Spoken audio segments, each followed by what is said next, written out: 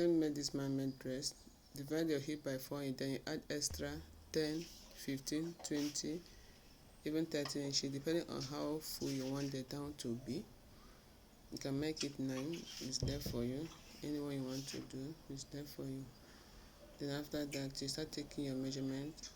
I'm now taking my waist measurement. Then I come to the hip and I'm now taking my hip measurement as well. I mark my hip measurement. Then after that I have to connect it from the waist to the hip. I'm using my ruler. The material I'm working with is corridor shells and it's a very fragile material, so if you are working with it, you need to be very careful. If possible, use your pin to pin it down before working. Then after that I come to the nail. You can come up 1 inch above your nail. I'm using nail from waist to the nail. I'm using 19 inches. Then from that, in that nail I minus 2 inches from the hip. The hip I'm working with is hip 12. Then I minus 2 inches. That is now 10. So I have to connect it from the nail to the hip.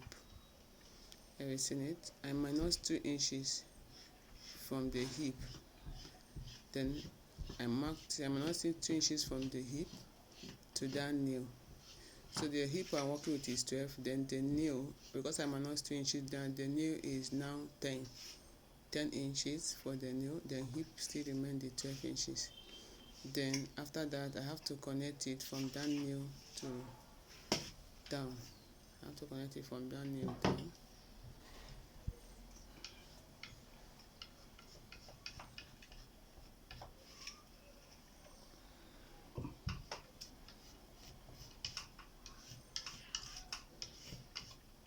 You have to connect it.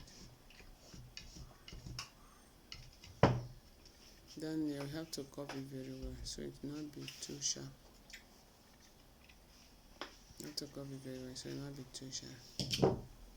Then I think I'm done with the front covering. This is the front cutting. After that you go ahead and cut it. I'm trying to make the line visible. I hope you understand what I said.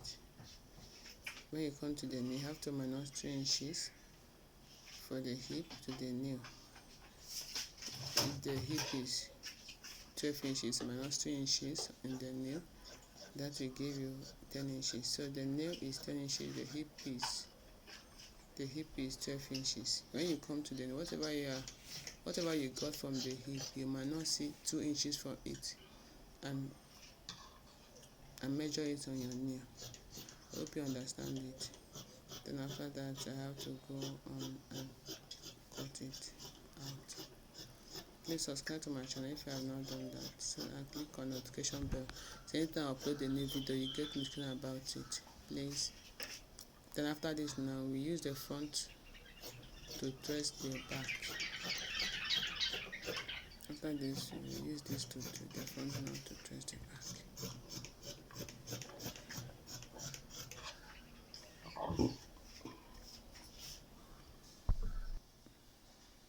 Then because I want it to have small tail at the back, then I added 5 inches down. You can see it before. I added 5 inches down. Then but I don't want the tail to be much. Then I have to use my pin to pin it down because this red dot shells can be very funny. It can be very funny while cutting.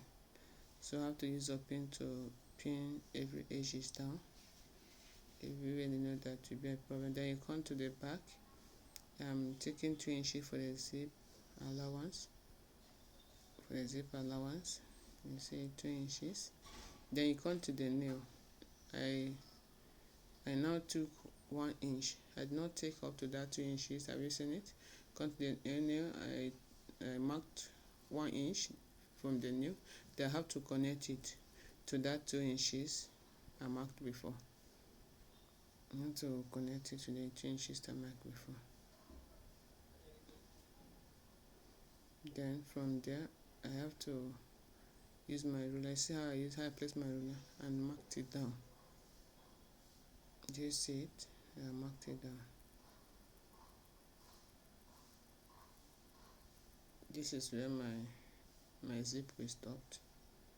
Have you seen it? That's where my zip will stop.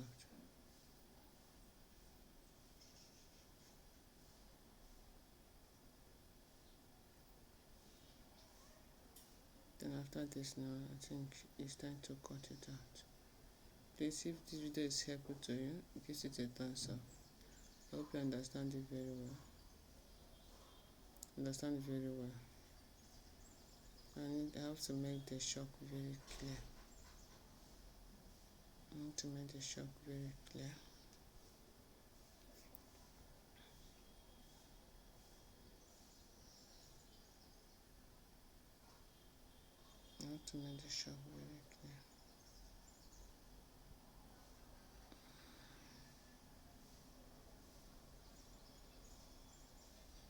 Even this now will even help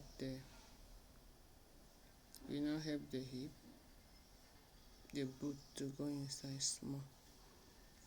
It will give the boot a nice shape with this now. You see it? Yeah, from there is the zip. And after that you have to go on and cut it out. Go ahead and cut it out. If this video is helpful to you, give it a thumbs up. I'll be dropping video here every